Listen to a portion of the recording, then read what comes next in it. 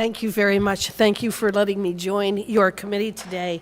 I do find it fascinating that the advocates for this type of a radical reorganization of our federal lands and the relationships between our federal and state partners refuse to participate in something of this significance, both in terms of the member of Congress as well as the witness that came up with this, what I would describe as a harebrained idea. While we may be tough in our questioning, when you're attempting to literally take trillions of dollars of value out of our economy, perhaps you should be subjected to difficult questioning. And if you can't, then maybe the rule ought to be you don't get to participate in this kind of a policy discussion if you're not willing to allow or to have your ideas subject to our scrutiny. I want to thank each of the witnesses for being here. You've all been instrumental in addressing these NACs, these NACs, and what they portend for our economy and for the future of our ability to produce affordable food, energy, and housing. Mr. Oakes, your testimony refers to natural capital accounting, ecosystem services valuation, and the proposal to redefine conservation as a, quote, use under the Federal Land Policy and Management Act, or FLPMA, all as backdoor land use regulation. And I think that is a great way to put it, and something I dealt with a lot during my career as a lawyer. It seems the federal government is always attempting to control Wyoming's resources one way or another, and through these various backdoor regulations or guidance documents or responses to frequently asked questions and that sort of thing. But I would love to hear more from you on this, because from where I'm sitting, the Biden administration is trying to rewrite the rules through executive power, and they are attempting to bypass Congress and shove state and local governments out of the way.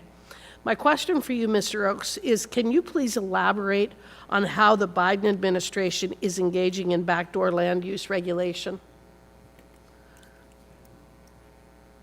Thank you. Yes. Thank you for that question.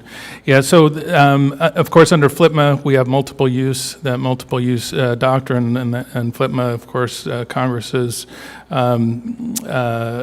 delegating the management of public lands with that multiple use. With a conservation lease, if you elevate conservation leases to the same level as multiple use, then you can replace multiple use with conservation. And I think that is really the key issue, is that if the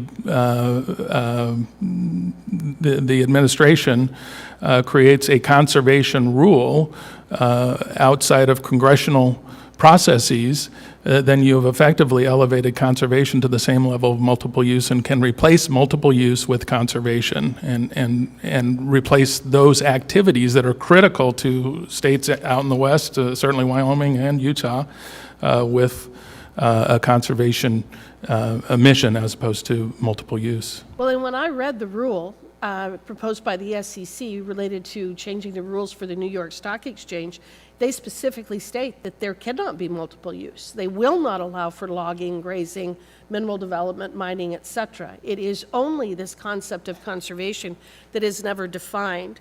And there's a couple of things that have struck me about this entirely. One is as I said, the complete reordering of the relationship between the federal and state government, and a complete reordering of how we manage our federal lands. The federal government owns over 600 million acres of land. The federal government owns 48% of the surface estate in the state of Wyoming and 65% of our mineral estate. A couple of weeks ago, we had a gentleman from the BLM appear in front of the Natural Resource Committee, and I asked him about NACs, about natural asset companies, and the BLM's involvement with this rule. And the BLM manages 245 million surface acres in this country and 700 million mineral acres, the largest landowner in the United States. The way that this rule is set up is that literally the BLM could lease all 245 million surface acres and the mineral acres to China, portions of it to Bill Gates. You could have Mr. Bloomberg come in and decide that he was going to lease the natural assets of Shoshone National Forest, thereby stopping all sheep and cattle grazing, all bison production, all logging, all water development, all of those things. Someone like Mr. Bloomberg or Mr. Gates would have the ability to do that, which just shocks my socks off.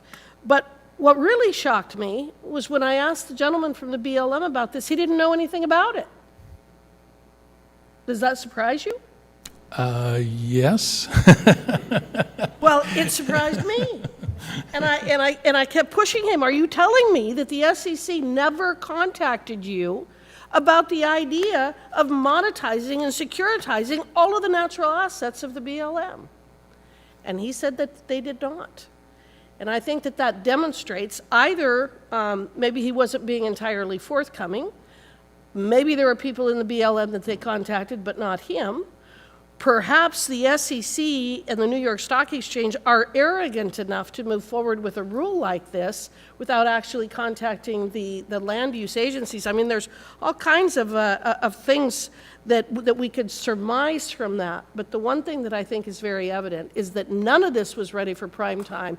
They attempted to move forward with a rule that was going to dramatically impact states like ours, dramatically impact our ability to produce food, affordable housing, produce energy, and that they never even talked to the land agency that was responsible for management.